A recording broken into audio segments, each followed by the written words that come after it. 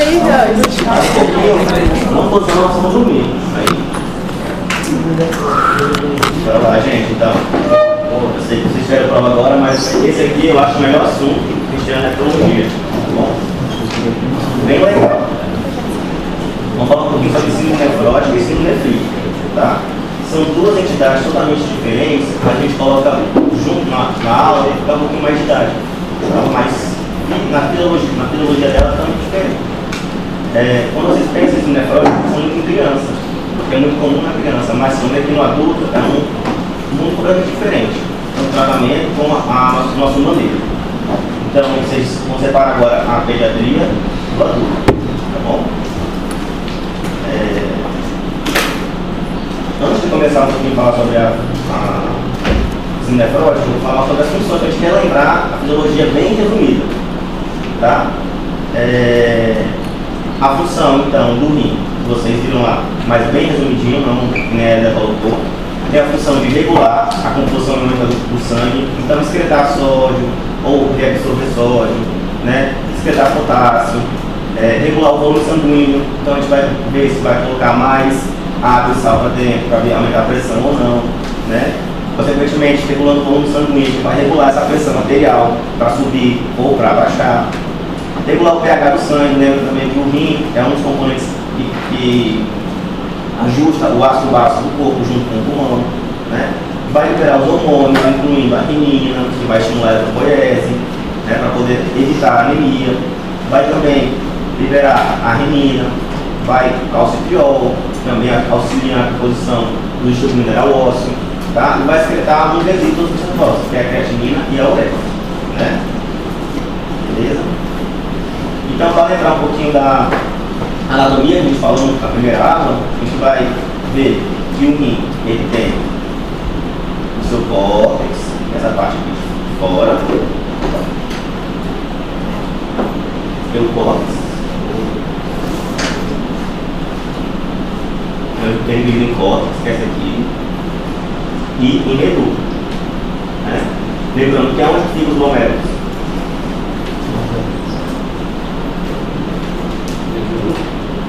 Os glomérulos ficam no córtex, que é aqui em cima. Então aqui é o glomérulo, e daqui vem os túbulos para poder ir para a pele. Beleza? Os glomérulos lembram que ele é a unidade funcional do rim, então ele que vai filtrar, ele vai ter a artéria, o glomérulo, a artéria aferente e a artéria eferente, tá bom? E aqui vão ser os tubos. E aqui vai ser a pelve que vai ir para a urina, né? Então você vê essa biópsia aqui, por exemplo. O que vocês estão vendo aqui? O que é isso aqui? Glomérulo. Então ele sabe que isso aqui, ele pegou um pedaço do córtex da medula. Do córtex, né? Então os glomérulos estão no córtex. E esses aqui são os tubos, tá?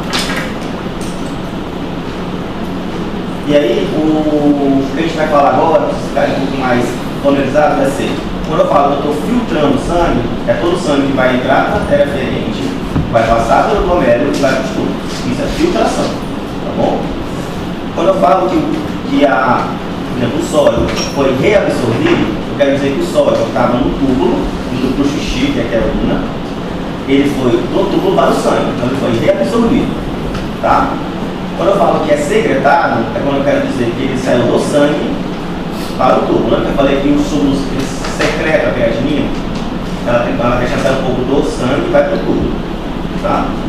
E a excreção é tudo que, enfim, fica ao nosso ultrafiltrado, que é a urina, tá bom? Então, quando eu falo que está filtrando, é o sangue que passou pelos capilares glomerulares e foram para os túbulos. Foi realizada a reabsorção, túbulo do sangue. E a secreção, sangue do túbulo, tá bom? E aí, vocês acham que é normal a gente perder proteína na urina? Não? Por que a gente não perde a proteína na urina? Oi? Por que ela não é filtrada? A gente tem esse componente. Tamanho, né? Para eu saber que ela é grande, ela não é filtrada, mas por que ela não é filtrada? Porque existe no nosso rim uma permeabilidade seletiva. O que significa isso? Ele tem uma barreira de filtração glomerular. Ou seja, eu tenho uma célula bonita, e quando está bem estruturada, ele evita essa passagem de proteína, né? Então não é normal perder proteína na urina, porque esse normal que eu falo é acima de 300, então a gente considera 150 a 300 que é normal, tá? Então não é normal porque eu tenho uma célula, qual é o nome da célula? São células podócitos, né?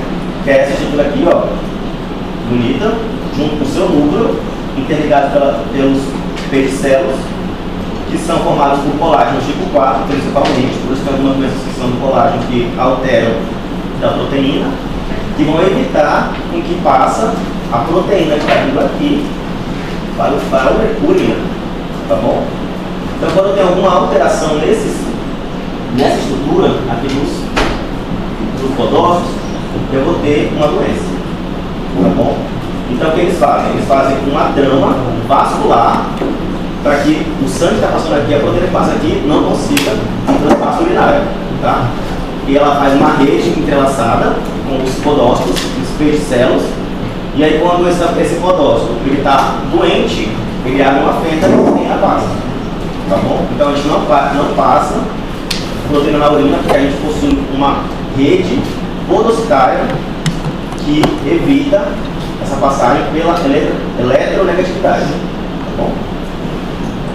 Vamos entrar agora na doença. Quem já fala síndrome nefrótica?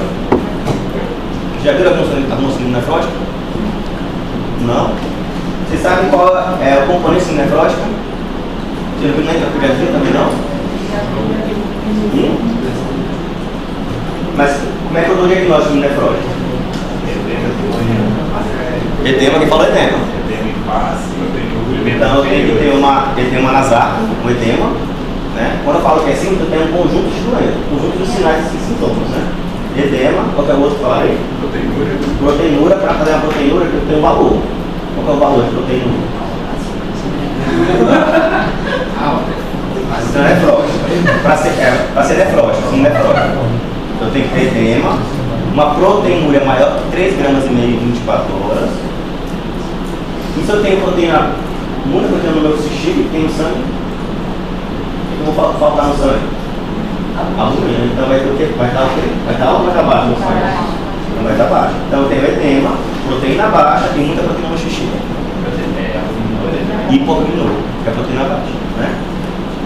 Então a gente tem que ter um valor para ser síndrome nefrótica, tá? Então vai ser edema, mais proteína em 24 horas maior que 3 gramas, tá? E hipoalbuminemia menor que 3 gramas.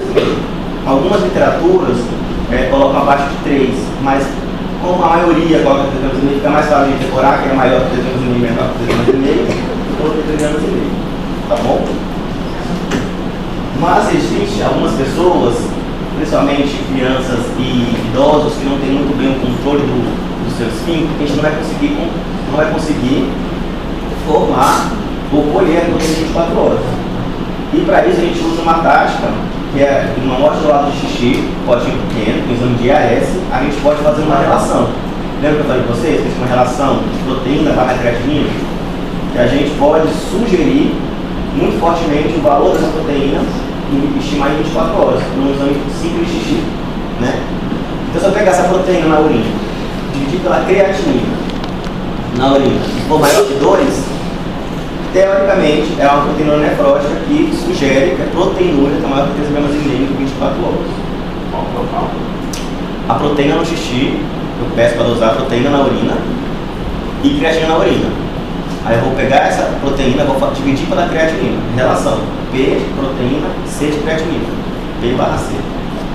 Tá? Quando que eu uso isso? Principalmente pessoas que não conseguem colher 24 horas, são crianças, né, e idosos. Tá? Mas o padrão ouro é 24 horas. Tá? Então já sabe que a síndrome nefrótica tem que ter obrigatoriamente edema anasápica mais proteinúria em 24 horas, ou a relação, né? A de 24 horas é maior que 3 gramas em 24 horas e uma hipoalbuminemia menor que 3,5. Antigamente era obrigatório ter o critério de colesterol e hipercolesterolemia, só que hoje em dia a gente viu que alguns pacientes que têm síndrome nefrótica, o colesterol não é tão alto. Então ele saiu e ficaram só essas 3. Tá bom? Então certo, a gente já viu o critério para síndrome nefrótica. Como é que é a fisiopatologia, né? Por que o paciente fica inchado? Né? Então, existem duas teorias, eu acho que você já ouviu falar isso na pediatria. Essas teorias, tem uma mais antiga que é essa, que é Lunderfield. Essa teoria, ela fala pra gente por que o paciente faz edema. Você sabe uma das teorias? Ouviu falar? Né? Então, o que ele fala, né? Que o paciente faz uma retenção de sódio e água devido a uma pressão oncótica plasmática baixa. O que seria isso? Se eu perco proteína, ela tem um alto poder oncótico, ela puxa água para o vaso. Se o meu sangue está com baixa proteína, no meu sangue, vai fazer o quê? A água vai extravasar, vai para o intestino. E é daí que vem o edema. Então, a minha hipoalbuminemia vai levar uma redução da minha pressão oncótica no meu sangue, levando um extravasamento de água e sal no meu tecido. Por isso que faz nas artes, da face, das pernas, ascite, né, derrame pleural. Tá bom? Então, isso é uma das teorias. Tá? Essa teoria é que vai chamar Lunderfield, que é a teoria teoricamente mais aceita e mais antiga. Tá bom? Só que observaram que algumas pessoas tinham síndrome nefrótica, mas a albumina até então era normal. Né? Então ela tinha um edema, mas a albumina era para baixa, não tão baixa, para justificar uma pressão oncótica reduzida. E aí surgiu uma outra teoria, que chama overfill ou overflow. O que ela fala? Ela fala que essa retenção urinária é secundária. Essa retenção de sódio e água, ela é secundária a uma alteração do parênquima renal. Ou seja, o meu rim está com defeito, né? Esse rim vai fazer com que absorva todo o sódio e água e, consequentemente, vai levar ao inchaço por causa disso. Não é culpa da albumina, mas sim um defeito do meu rim, estruturalmente, levando a uma retenção de sódio e água. E aí vem o edema. Então, primeiro, ele fala que é secundário, a minha pressão oncótica reduzida, e o segundo, que é esse secundário, uma alteração devido a uma doença renal induzida, absorve sódio e água. Tá bom? Então, por isso que algumas pessoas que têm, não tem síndrome nefrótica, mas ela tem uma alteração renal, ela vai fazer edema por mais que a vida seja normal. Tá? Por essa teoria aqui de Overfield. Entenderam? As teorias são importantes para a gente entender. Uma é culpa da albumina, outra culpa é do rim que está com ácido com sódio e água, ele vai absorver tudo. Bom, então beleza. Já viu uma teoria do edema, quem faz edema. Agora vamos ver a teoria de por que ele faz colesterol elevado. Vocês sabem? Quem que produz albumina no corpo? Certo. A albumina é uma proteína, certo? Se eu perco a albumina no xícara, o fígado está ótimo, está excelente, mas meu rim está doente, ele vai jogar a albumina para fora. O que o fígado vai fazer? Se eu estou perdendo proteína, meu sangue está ficando sem albumina. Sem mais. Só que ele não dá conta, o rim joga tudo para fora. E aí, para isso, ele aumenta a produção de proteínas. E, consequentemente, o colesterol é uma proteína, né? Uma lipoproteína. Ele vai aumentar também o colesterol. Então, por isso, os pacientes com síndrome nefrótica, eles vão fazer o aumento de colesterol pela produção do fígado. Porque eu pego a albumina, meu fígado vai produzindo a albumina, não dá conta, começa a produzir todo tipo de proteína para manter a minha pressão oncótica o máximo possível e aí começa a ficar colesterol elevado. Tá bom?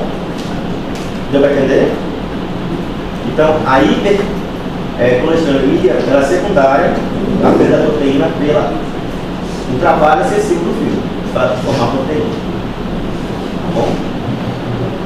Quando eu falo que o paciente tem síndrome nefrótica, ele também está suscetível a fazer algumas alterações de coagulação, como, por exemplo, formar trombos. É muito comum você pegar um paciente na emergência, o TEP, e no final ele é síndrome nefrótica. Tá? Por quê? Porque no sangue, já deve ter visto a cascata de coagulação. Essa cascata de coagulação é enorme, tem aquela famosa angiotensina 3, que vai clivar o trombo, né?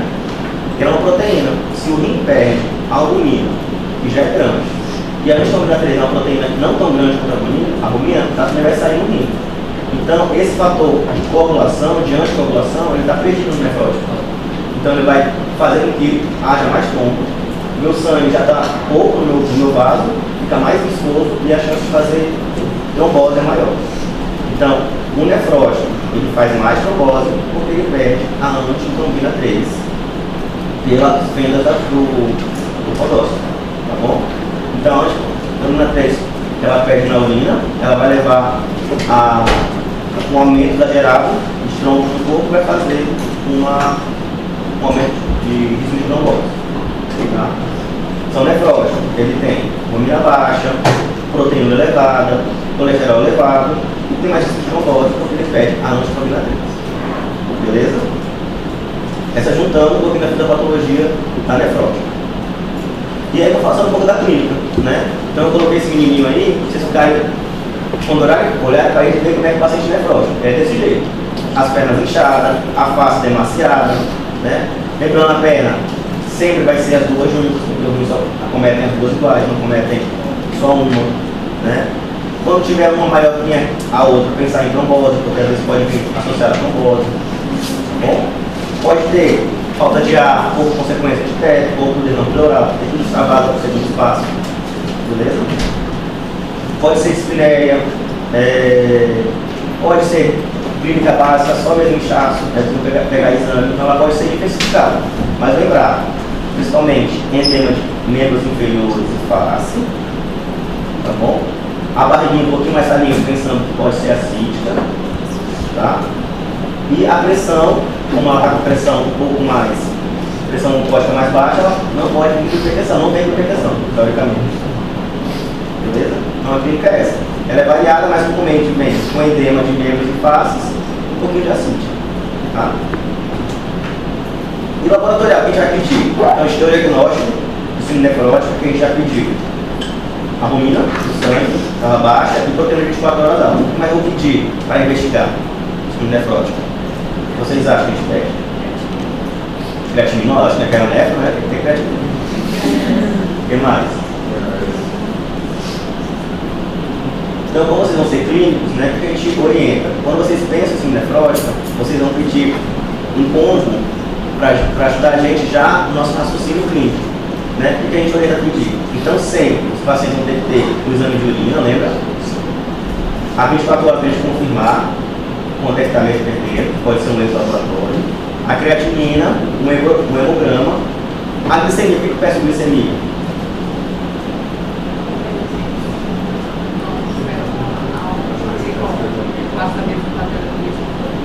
A glicemia a gente vai pedir porque uma das principais causas de síndrome nefrótica é a diabetes. Então a gente pega para ver se esse paciente é diabético ou não. Tá bom? Colesterol, ou o que a gente vai sempre pedir é TSH hepato líquido, porque é muito comum os pacientes virem com hipotireoidismo nefrótico. Tá? Vamos pedir o FAM para a gente descartar doenças reumatológicas, principalmente lúpus, que é o mais comum. E complementos, que são mais para frente, que é onde a gente vai separar as doenças entre quem consome complemento ou não. Tá bom? E sempre, para todas as doenças renais, a gente vai pedir sorologias para hepatite C, B, HIV e sífilis, porque essas são as principais causas no Brasil depois do diabetes, síndrome nefrótica. Tá bom? Então, se vocês já mandarem para a gente o exame de urina, uma creatinina, um colesterol, uma função tireoide, glicemia e a sorologia já está ótimo para a gente vai dar continuidade. Tá bom? E aí, sabe que na criança a gente viu síndrome nefrótica entra no corticoide, né? E no adulto, a gente não faz isso. Né? Então, para vocês terem uma ideia, isso aqui ó, é uma das etiologias de síndrome nefrótica. Então, a gente tem essas aqui, tem mais essas aqui, tem mais essas aqui, né? Fora as outras. Então, nem todas essas a gente está com corticoide. Então, eu quero falar para vocês que no adulto, se eu descartar que não é infecção viral, eu vou ter que fazer biópsia renal. Porque só assim eu vou conseguir saber que doença que é no adulto e tratar. Certinho. Por quê?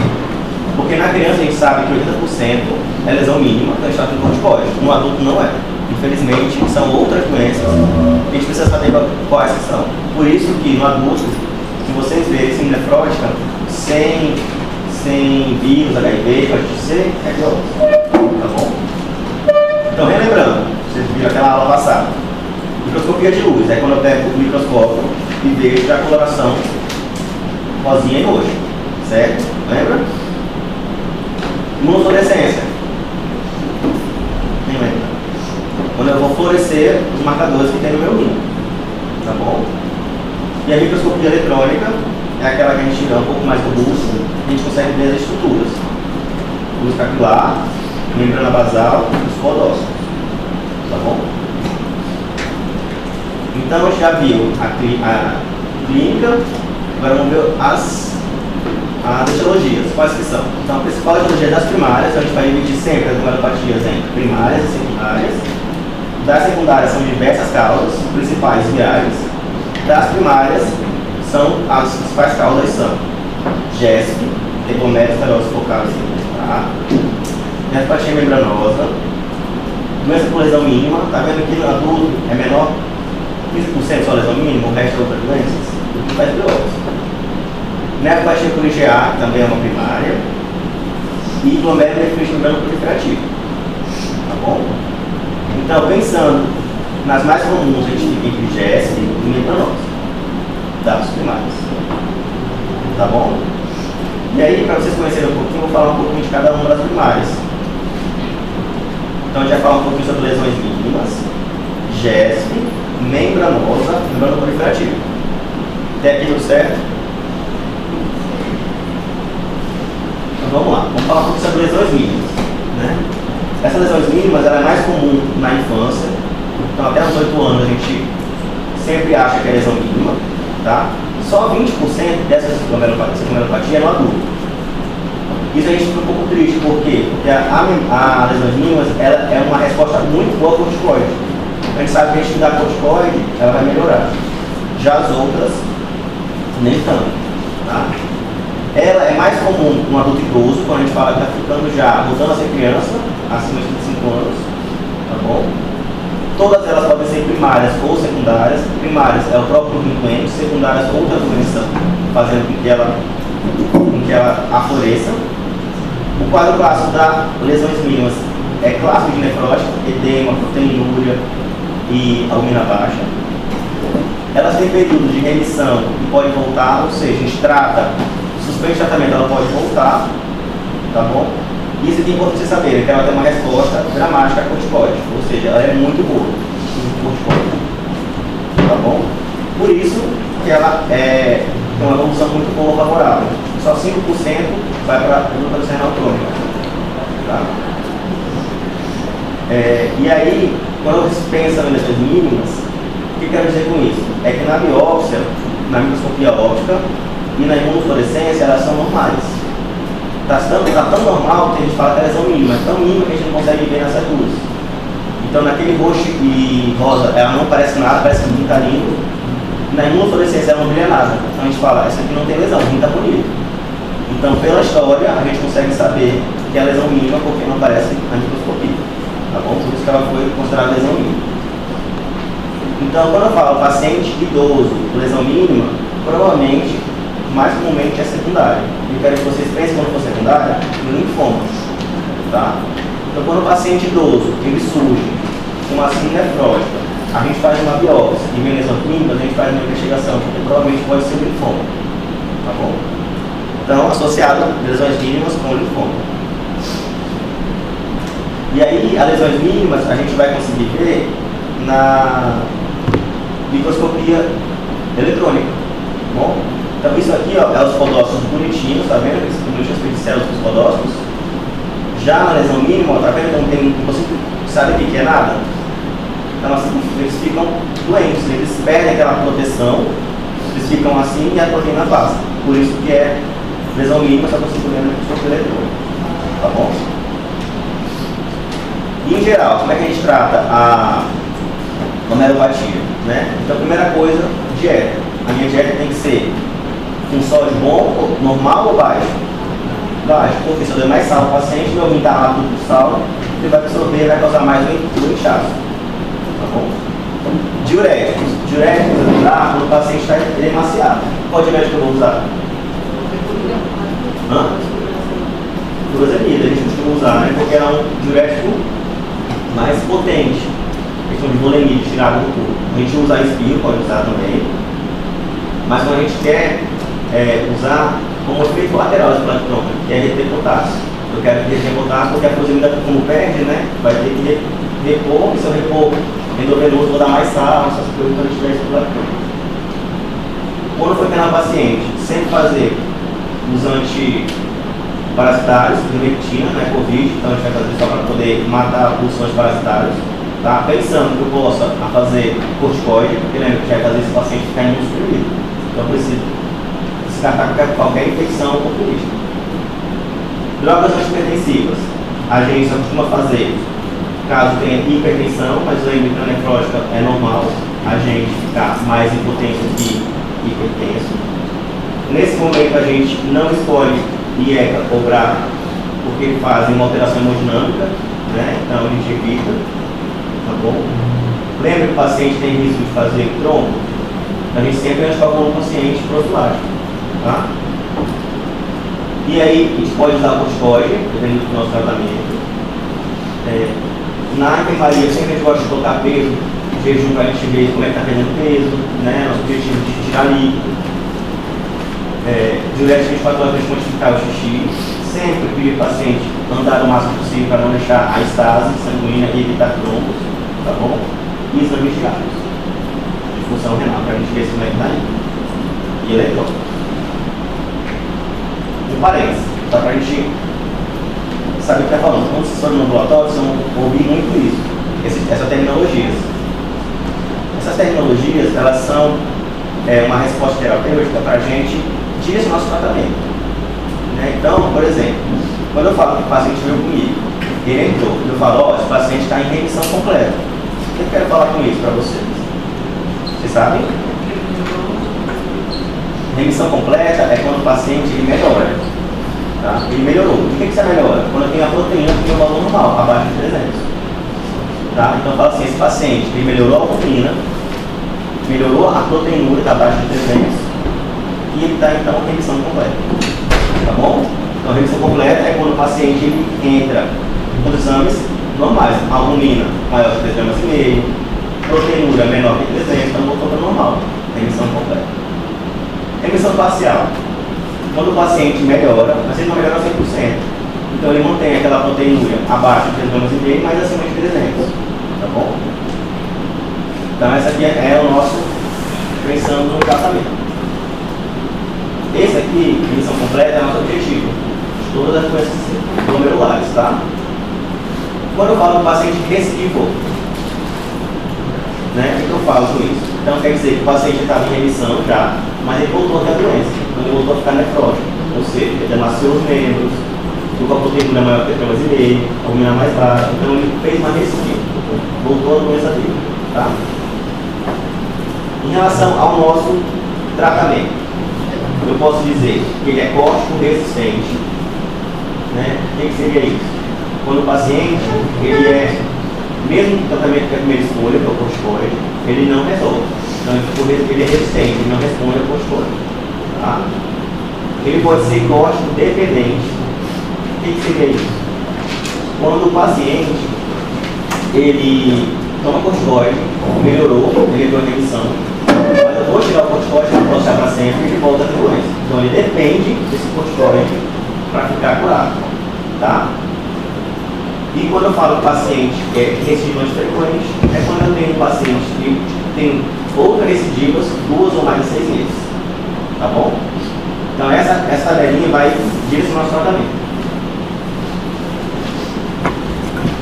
Então, ainda falando de lesões mínimas, como é que é o tratamento? Eu quero que vocês lembrem aqui que lesões mínimas, ela responde muito bem a corticoide. Então o tratamento é corticoide. Tá bom?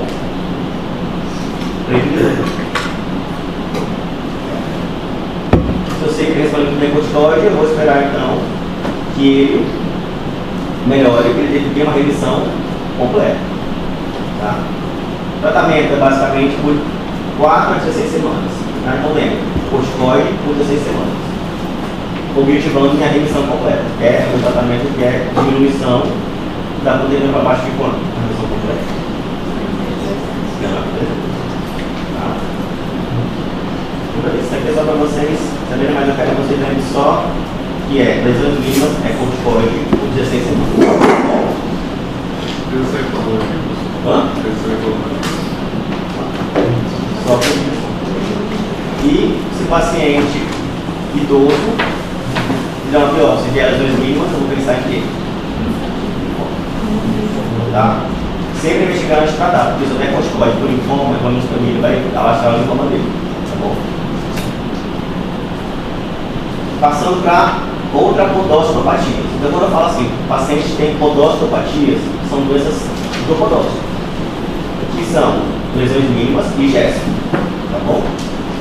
A GESP, antigamente diagnosticada como uma doença, mas a gente viu hoje que a GESP ela é uma causa, não é um diagnóstico, tá bom? Então, a principal causa no adulto é a GESP, 25%, competindo com a membranosa, tá? Ela é um padrão de lesão que eu vejo na biópsia e não é meu diagnóstico. Se o paciente vier com lesão na biópsia de GESP, não quer dizer que ele tenha a doença GESP. Ele tem uma lesão GESP, pode ser outras doenças associadas, tá bom? Causas. A minha GESP ela pode ser primária, meu podócito está doente, tá bom? Secundárias, alguma doença levando meu podócito a morrer, por exemplo, HIV, obesidade, alguma medicação que ele tomou e foi feita uma alteração na estrutura do podócito, tá? Ou o paciente tirou um rim e outro rim ficou sozinho, ele vai ter que aumentar o volume dele, vai aumentar, e ele não vai aguentar e vai morrer, então vai fazer uma esclerose.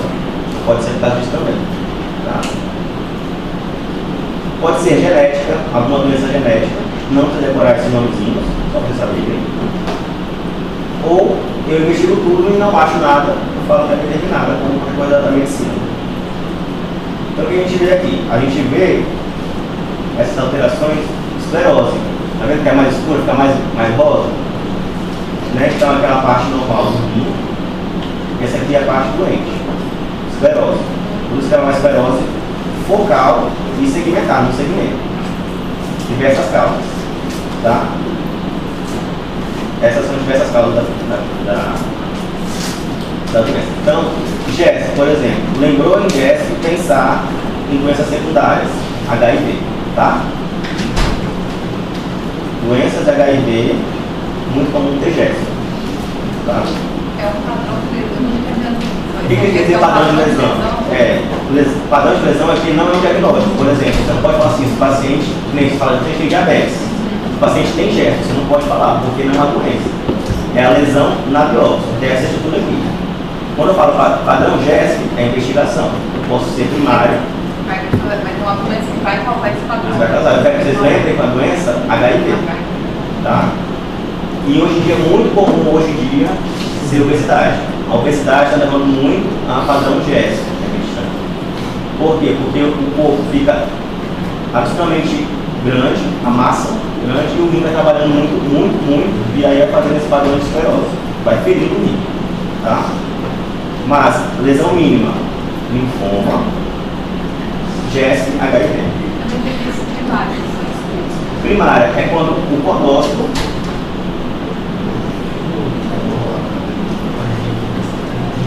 esse podócito ele pega a estrutura, não consigo ficar. Então é a primária do podócito, doença do podócito. Então a primária é a doença daquele podócito, a secundária é alguma doença, a genética é um gene defeituoso que altera, tá? E a determinada, infelizmente não consegui saber qual. O HIV vai interferir na podócito? O HIV ele vai lá e vai fazer uma lesão no podócito.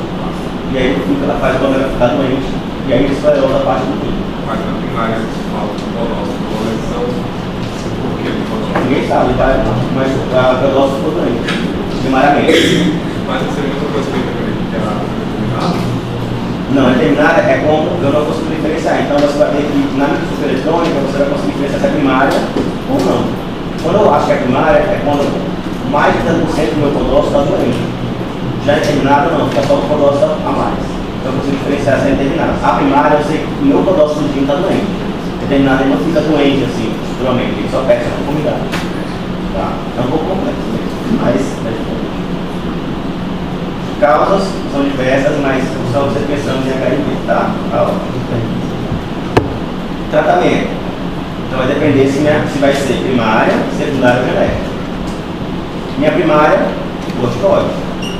Secundária, tratar do básico. HIV, tratar HIV. Se eu trato HIV, eu vou melhorar a doença renal também. E genética vai chorar. Eu não tenho o que fazer. Esperar que é Deus. Beleza? Vamos para outra agora. Já falei de podossopatias, que a gente divide em lesões mínimas e gésicas. Agora eu vou falar sobre uma outra doença primária, que é a membranosa. Bom, a membranosa, ela é um conjunto de doenças que vão causar uma alteração na minha patologia, na minha biópsia, ou alguns depósitos dentro da minha membrana. Agora, não estou falando mais de podócitos, estou falando da membrana basal. Lembra?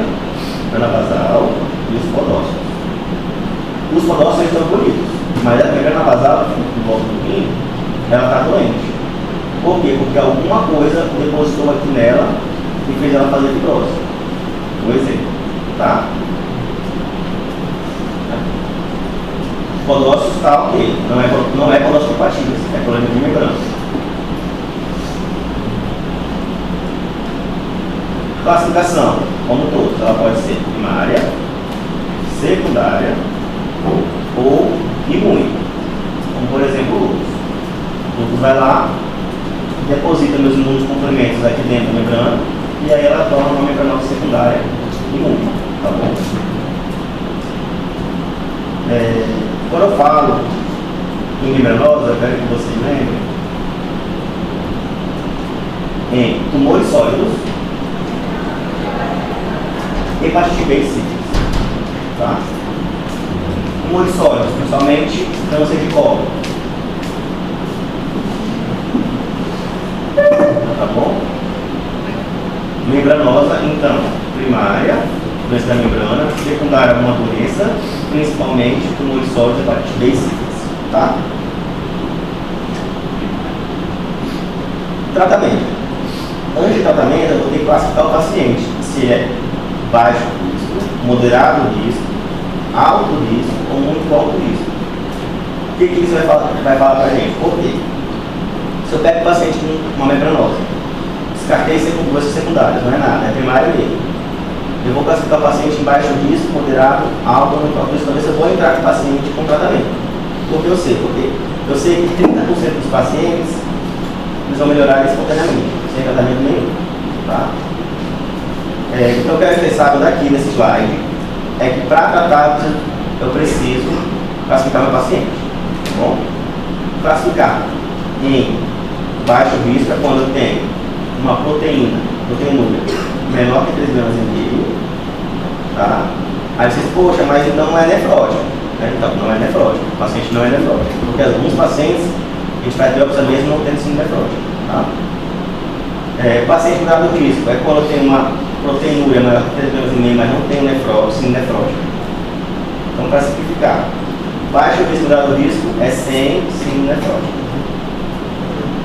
Alto risco e muito alto risco é com sino nefrótico. Tá? Quando tem sino nefrótico, eu já trato com medicação. Quando não tem, eu espero, porque eu sei que 30% vai melhorar. Tá bom?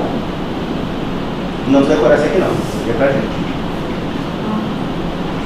E aí, dependendo do risco, eu vou tratar. Ou eu espero e eu posso dar com medicamento. Mas o alto risco, quando tem sino nefrótica, eu já trato. E aí não é corticoide, tá? São muitas medicações. Não precisa decorar também, só saber que quando tem o sino nefrótico e membranosa, eu tenho que tratar. Se eu descartar salvo secundário. Tá? Que é muito alto risco. É quando eu tenho risco iminente de morte. Por exemplo, o paciente fez TEP. Então eu sei que é muito alto risco. Ou o paciente está com uma disfunção renal muito importante, indo para diálise. Então eu não vou esperar 3 meses para o paciente morrer, né? Então já entra em tratamento. Já foi no tratamento. Tá? Então, em resumo, membranosa. Pensar tumores sólidos, hepatite B, sífilis. Tá bom?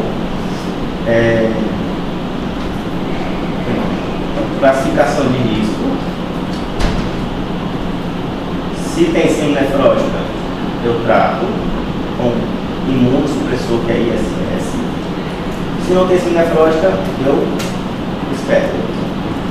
Tá bom? Porque eu sei, pacientes de baixo risco, ele vai ter uma remissão às vezes espontânea, sem nenhum tratamento. Não vou expor um tratamento grave, para poder, um tratamento perigoso, né? Para poder, eu sei que ele pode melhorar. Tá? O tratamento ele é diversificado, não é com corticoide, são esses tratamentos aqui. Não precisa decorar, só para saber que não é com corticoide que a gente trata. Então, se eu perguntar na prova, tratamento de membranosa é com corticoide, isso é falso, tá bom? A gente usa imunossupressão, que a gente fala que são poupadores de corticoide, não são corticoides, são esses diversos aqui, tá? Isso aqui é só para lembrar vocês que a membrana fita é espessada, porque tem coisa aqui dentro, como se fosse um depósito mesmo na membrana, tá bom? Ela não fica bonitinha ali. E quando a imunofluorescência, ela vai brilhar o IgG e vai brilhar o C3.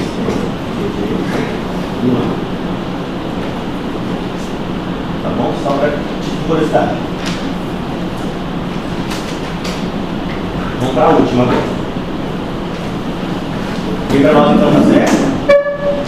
A membranosa é uma doença de membrana, não é de poloso. E eu falo um pouquinho sobre a glomerulonefrite membrana proliferativa, ou mesângio capilar. É um outro tipo do rol de glomerulopatias primárias. Ela também não é uma doença, ela está é um padrão de lesão.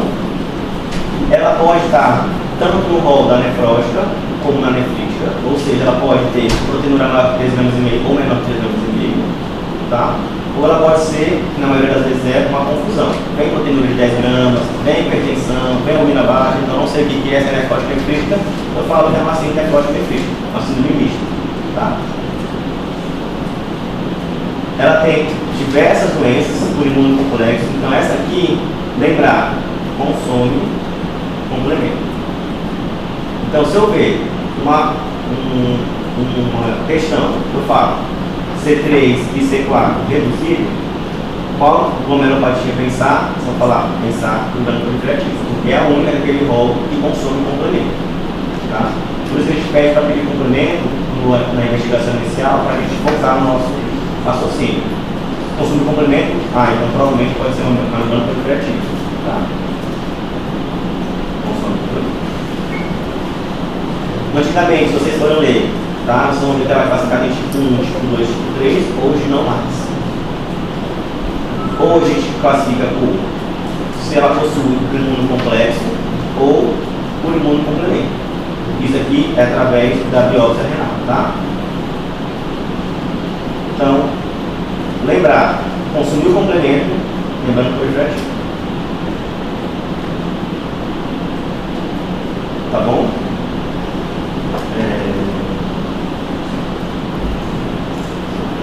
Uma classificação aqui dela, vou falar para vocês. Então, eu peguei a biópsia, veio lembrando proliferativo, eu vou ver a imunofluorescência, quando vai brilhar.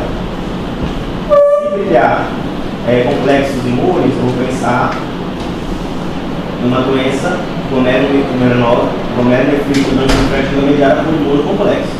Vou pensar em infecciosa, né, autoimune, mieloma múltiplo. Agora, se eu pegar e tiver, além disso, consumo de complemento no meu sangue, mas também consumo de complemento na minha biópsia, vou pensar em outras doenças, tá? É mais específicas. Doenças de depósito. Tratamento, causas primárias, se for secundárias, pensar em hepatite C e esquistossomose. É muito comum, tá?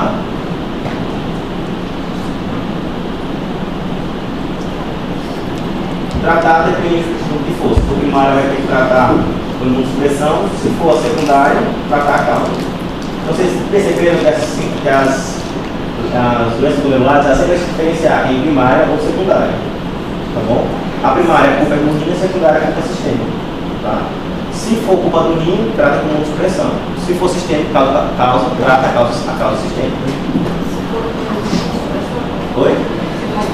Se for doenças do rim primárias, do rim, eu falo na área do rim, aí eu vou usar uma expressão. Tá? Depende de cada doença. Por exemplo, lesão mínima, que eu uso, pode colocar até uma resposta dramática. Agora, se for lesão mínima secundária, linfoma, faz o quê? Nefrótica é isso. Focar então no meu diagnóstico, eu quero ter na cabeça o diagnóstico, tá? Que é proteína 3,5 albumina baixa, 3,5 e edema, tem que ter isso. Tá bom? E pensar nas 5 glomerulopatias primárias. Tá?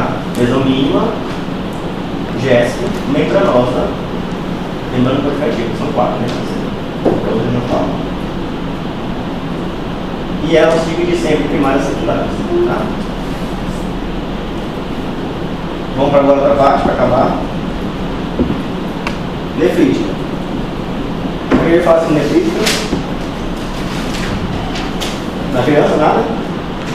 Não teve ainda. Acredito, sério? Teve renal, acho que assim. Então lembrar que essa nefrótica eu vou ver mais paciente em ambulatório. Tá? Então o paciente ele vai ter mais para vir no consultório, porque é uma doença mais silenciosa e insidiosa, mais lenta. O paciente com síndrome nefrítica ele vai ser mais no pronto-socorro, porque é uma doença mais rápida, mais grave. Tá?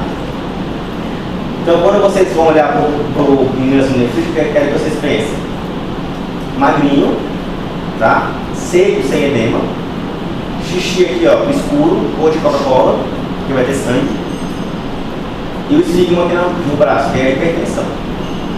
Então, para ser nefrítica, eu tenho que ter uma hematúria. Essa hematúria ela tem que ser glomerular. Quero falar com isso, ela tem que vir no glomérulo. Por exemplo, o paciente é hipertenso, tem câncer de próstata, tem hematúria, então assim, o paciente já está hipertenso, tem sangue na urina, ele é nefrítico? Não, porque não é do glomérulo, está vindo da bexiga.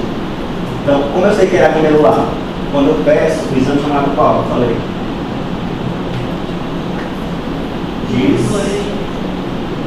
Quando eu peço o chamado dismorfismo eritrocitário. E quando eu ver a hemácia dismórfica, tá vendo aqui? Isso, ela vai ser espremida. Espremeu a minha hemácia, passou do meu sangue para a minha urina assim. Então, ela tem que ser obrigatoriamente uma lesão com hematúria glomerular. Tá? Tem que ser redução do débito urinário, porque você vai ver que o mecanismo é diferente. Tem que ter hipertensão e tem que ter uma proteinúria menor que 3,5 gramas, porque se for maior é nefrótica. Tá? Não tem edema, né? Tem edema igual. Não costuma ter edema, porque o mecanismo não é aquela de proteína baixa no sangue.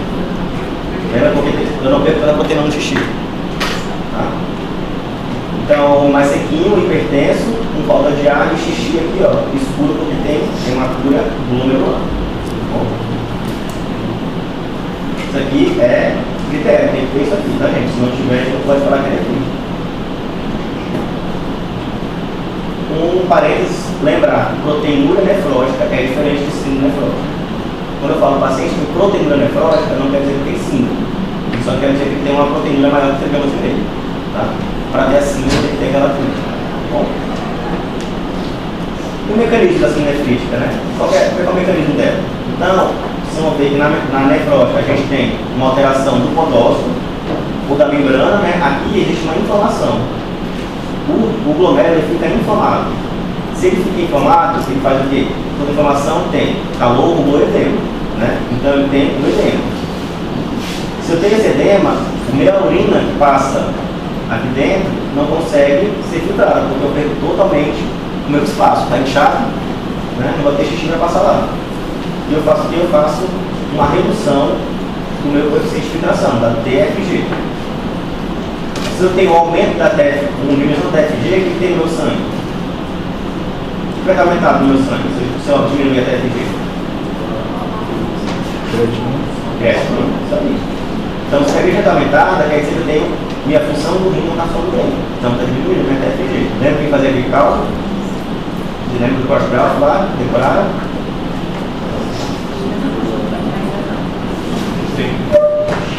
Se eu tenho a ação da minha TFG, minha questão aumentou, o meu rim vai ficar apto por sangue, ou por sol e água. Então ele vai absorver a hipertensão o máximo possível. E aí tem hipertensão. Tá? E tem água e sódio, levando a hipertensão discreta, tendo oliguria porque está inflamado, hematúria e uma proteinúria. Exemplo. Por exemplo. Vamos lá. Olha que lindo esse aqui. Esse aqui é um rim normal, um glomérulo normal. Olha o espaço que tem aqui para passar a urina, tá vendo? Agora um rim com síndrome nefrítica. Onde vai passar a urina aqui? Não tem nem espaço para passar o filtrado. Então ele fica inflamado mesmo, tá? Não passa, diminui minha débito urinária, não tem urina, não fabrica urina, tá bom? Então o mecanismo é diferente. O outro não tinha nada de inflamação, o outro era uma alteração na membrana, tá? Diagnóstico. Então a gente vai ter uma hematúria glomerular, proteinúria menor que 3 gramas e meio, tá bom? Pode ser consumo de complemento ou não. E a biópsia vai ajudar a gente a fazer o diagnóstico. Tá bom? Só que aqui a biópsia ela tem que ser, a gente fala de bolsa também. O que seria isso? O melhor momento de fazer a biópsia. Por quê? O paciente está na emergência, plaqueta baixa, hipertenso, né? Com dificuldade para urinar, vou enfiar uma agulha no rim do paciente, vai acabar com ele, né? Então a gente tem que ter um melhor momento, tem que estabilizar o paciente com ele, né? Pensar na principal hipótese para iniciar o tratamento às vezes, para depois fazer a biópsia. Tá? Vai ter que fazer isso. Então vai ter que fazer se depende da causa. Eu, por exemplo, se pensar na causa mais pra frente, por exemplo, de pós infecciosa, eu espero um pouco, ver se vai melhorar para depois fazer. Então por isso eu falo que é o melhor momento, padrão de ouro. Novamente, vamos lá, etiologias primárias ou secundárias, tá bom? Quando eu falo em principal secundárias, eu falo para vocês doenças infecciosas, tá bom? Que é a famosa glomerulonefrite pós-streptococcus. Criança, tá? Não pode fazer isso. Beleza? E pode ser sistêmico qualquer outro. Então, eu falei isso nefrítica para vocês pensarem em glomerulonefrite pós-infecciosa, tá bom? Falando de pós-infecciosa, pós-streptococcus, né, na verdade, o que seria isso? Seriam umas cepas do Streptococcus beta hemolítico, tá? Do grupo A, existem dois grupos, grupo A e grupo B, é o grupo A, tá? Que é mais comum em crianças que estão na escola e adultos jovens, a gente, por exemplo, pega dor de garganta, né? A gente sabe que ela é autolimitada, ou seja, não precisa fazer nenhum tratamento específico para ela, que geralmente vai de 1 a 2 semanas de infecção de garganta, ou lembrar, a infecção de pele também tem estreptococcus, 2 a 3 semanas de infecção de pele, tá bom? Sexo masculino é mais cometido, não sabe por quê, porque eu acho que a mulher tem muita doença que comete ela, para masculino. E a fitopatologia é quando aqueles imunocomplexos que a bactéria faz, vai lá no rim e faz uma inflamação e aquela obstrução renal, tá bom?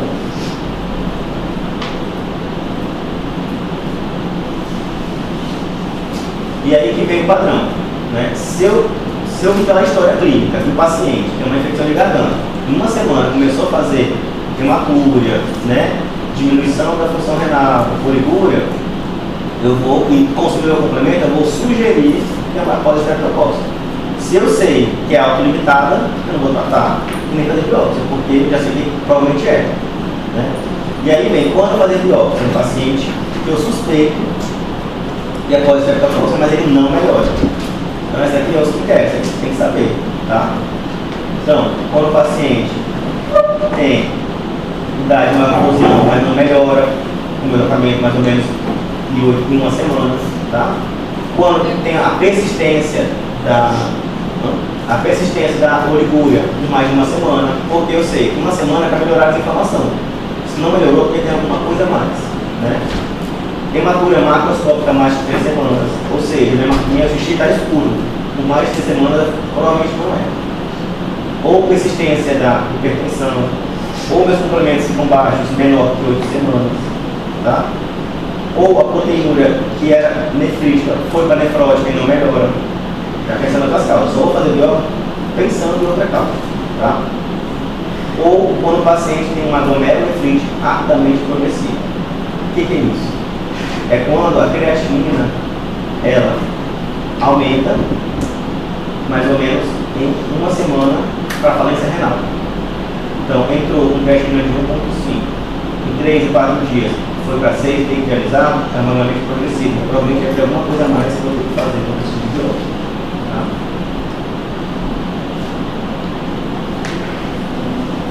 E aí a biópsia estaria esse padrão de depósitos dentro da membrana basal. Tá? Por isso que leva informação. É isso aqui, ó. Esses macrodepósitos levando uma inflamação absurda renal, fazendo uma congestão, levando o nefrite. Tá? Então, esse aí não quer dizer que a bactéria está lá. A bactéria fez imunocomplemento, imunocomplexo, que se depositou no rim.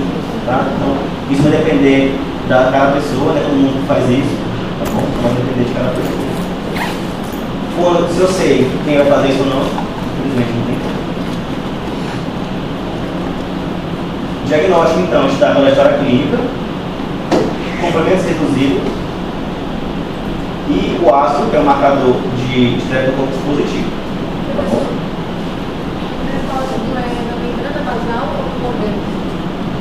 Na verdade, isso aqui é um glomero. O glomero é revestido da membrana basal. Nós temos a membrana basal glomerular. Tá? Então, a glomero é membrana basal, mais intestino, mais um pouco. Então, depois lá dentro do glomero a membrana basal dele. Uma bolinha aqui em cima. Tá? Então, vou ter história clínica, complementos reduzidos e o ácido positivo. Tá? Então, na prova, se vocês verem ácido positivo, provavelmente é pós-streptocócica, tratamento, se não tiver nenhuma urgência, conservador autolimitado. Tá? Como se fosse fisiológico. É, fisiológico. Só que esse ácido, na prática, se você dosar, quase todo mundo da gente vai ter positivo. Porque a gente já teve infecção de garganta com estrepto, provavelmente, entendeu? E aí, se você sugerir ao paciente e ele já tiver positivo no sangue, provavelmente ele não vai saber se foi de agora ou do passado. Então, mas na prova vai cair assim e vai marcar para ser pós-streptocócica. Agora, no dia a dia, é difícil a gente saber se essa infecção realmente é desse ácido positivo ou se esse ácido já estava faz tempo que está no estilo. Tá? E aí, para ajudar a gente, o que quando eu penso que é Streptococcus, vou chegar lá, eu vou te falar. A gente já vai fazer a Bezetacil para erradicar, não é tratamento renal, mas é para erradicar o Streptococcus para não passar para outra pessoa. Mas como ela é auto-limitada, eu não faço nada, só observo. Tá? Mas faz a Bezetacil? A Bezetacil sempre faz para erradicar, mas não pensando no tratamento renal.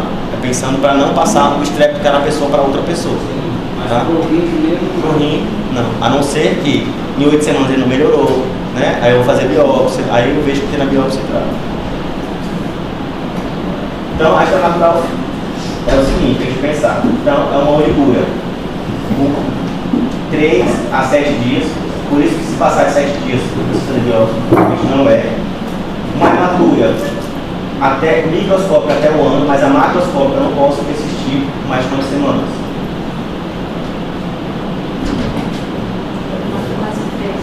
Mais de semanas. Se tiver hematura microscópica mais de 3 semanas, macroscópica mais de 3 semanas, provavelmente é porque eu. É outra coisa, não é? Pode ser. Complemento reduzido, porque a membrana freática consome complemento, tá? E aumento leve de ureia e creatinina. Se for rápido e persistente, tem que fazer biópsia, tá? Tratamento, queria saber. Sintomáticos: dieta hipossódica para não reter mais sal, controle da pressão, porque é paciente hipertenso, lembra que é uma nefrítica, diurético de alça, para poder ajudar no manejo volêmico, né? Porque o paciente já não urina bem, então preciso fazer uma descongestionar a parte glomerular. Então eu dou diurético para ver se consigo jogar um pouco mais para fora. Diálise se necessário, né? AP, benzatina, só para erradicar o Streptococcus, não porque vai fazer nada renal, tá bom? E depende da biópsia, eu uso o corticóide. Mas para vocês, pensando em glomerulonefrite pós-streptococcus, o tratamento é sintomático. Seria isso: dietinha, controle de pressão, diurético se tiver puxado ou precisar de uma xixi, e diálise se tiver alguma outra intercorrência, tá? Depois a gente vai ver, não agora, mas mais pra frente, como é que a gente indica a diálise na urgência. E aí existe algumas doenças que não são de garganta, mas que são pós-infecciosas, mas não infectosas. Principalmente, vocês vão lembrar de endocardite. Endocardite, biósporo, o corpo fica tão inflamado nesses casos que ele começa a produzir um complemento, isso aqui, ele vai lá na membrana basal e deposita aqui e faz uma síndrome nefrítica. Essa é secundária e Maioria secundária. Né?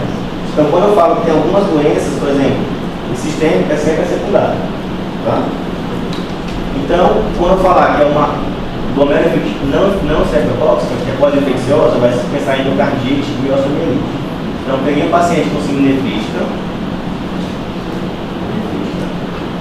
eu vou ver que tem consumo de complementos C3 e C4 baixo. Vou ver a história clínica. Tem história para dor de garganta e de pele? Tem. Beleza. Então, provavelmente é pós-cefalotóxico. Tratamento. Vou aguardar. Vou ver sintomáticos. Não tem dor de garganta. Paciente não queixou de pele. Pensar em outras infecções. Tá? Não cefalotóxico. Investigar coração. E se tem uma história de lesão de osteomielite. Muito comum, tá, gente? Tratamento vai depender da causa. Então, em resumo da nefrite, quadro clínico, hematuria, tem que ser o que hematuria? Hematuria. Tem que vir da onde? Glomérulo. Então tem que ser hematuria glomerular. Tem que ter dismorfismo microstático positivo. Tá? Hipertensão, pelo mecanismo, tá bom? O que mais? Polibúria, tem que ter uma redução da queda da função glomerular. Oi? Pode ter menos edema nefrótico, não, né? Mas principalmente hipertensão, hematuras, olibúria e a proteinúria tem que ser menor que 70 ml. Se for maior, infelizmente não posso falar de nefrite. Tá? A olibúria tem que ser menor que 400. O termo olibúria significa que é menor de 400. Mas aí pode ser pacientes que têm 300, 200, anúria, por exemplo. Tá? Então vai ter que ser uma diurese menor de 400. Causas. Tá? Pensar. Pode ser cefalotóxicas e não cefalotóxicas, tem infecciosa. Tá bom? Fisiotologia. Então ela é imunomediada, ou seja, é de complemento. C3, C4 reduzido. O que vai fazer? Uma inflamação, uma congestão, né? Porque vai ter muitas células inflamatórias. Isso faz com que eu tenha uma filtração celular e diminua o meu espaço urinário, diminuindo a minha diurese. Tá bom? E o diagnóstico, ele é clínico, eu preciso da história clínica, laboratorial, para ver como é que estão os complementos, o ácido, né? E, se precisar, biópsia. Tá bom? O que mais? Bora vir tudo. Professor, essa questão do edema, tem lugares específicos das coisas? O edema, como é uma doença sistêmica, é basicamente retroorbitário e regiões superiores. Tá? E o terceiro espaço, que é pleurite, pleural, pericárdio, pericárdio. Tá? Então seria mais ascite, pleural, pericárdio. Mas o básico do nefrótico é você vai ver as pernas inchadas e a face inchada. Tá? O diagnóstico de sanguíneo é hematuria, proteinúria, aí precisamos de marcadores. Esse é o diagnóstico. Para qual? Para síndrome. Então o diagnóstico a gente vê através da proteinúria na não tem a postura, mas o diagnóstico é proteinúria e alto nível. Agora, para você fazer a investigação, depois que você fechou o diagnóstico, aí você vai pedir aquele arsenal de complementos, sorologias, tá? Exame de urina simples. Então, a primeira coisa, você fecha o diagnóstico, está no posto de saúde. Edema, você vai pensar, vou pedir para ver se pode ser nefrótico. Proteinúria, xixi, 24 horas, mais algum nível. Tá? E depois vocês vão pensar nas etiologias. Aí vem tireoide, descartou. Complemento, tá normal. Tá? Fã, né? Tá normal, tá descartando. E a cirurgia principal. Tá bom? Tem mais? Nada? Triste. Agora você vai estudar. Agora você vai estudar que você vai estudar.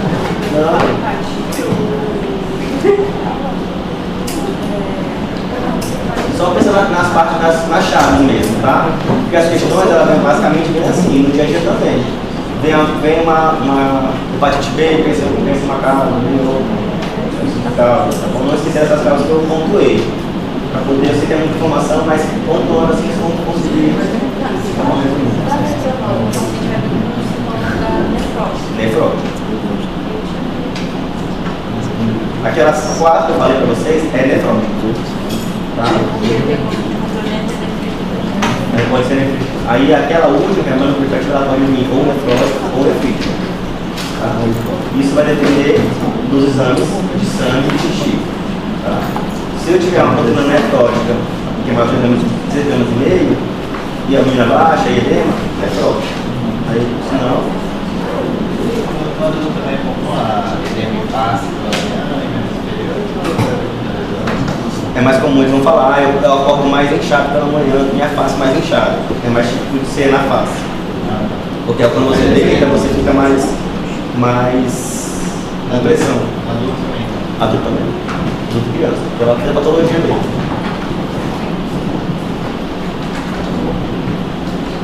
E é tudo daqui, né?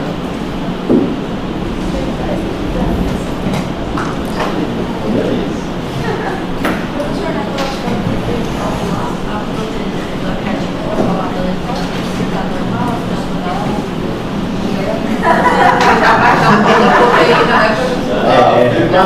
Vou colocar 11 gramas, sabe que é nefrótico, ninguém Pois usa. é, tem que ser bem despertado, entendeu?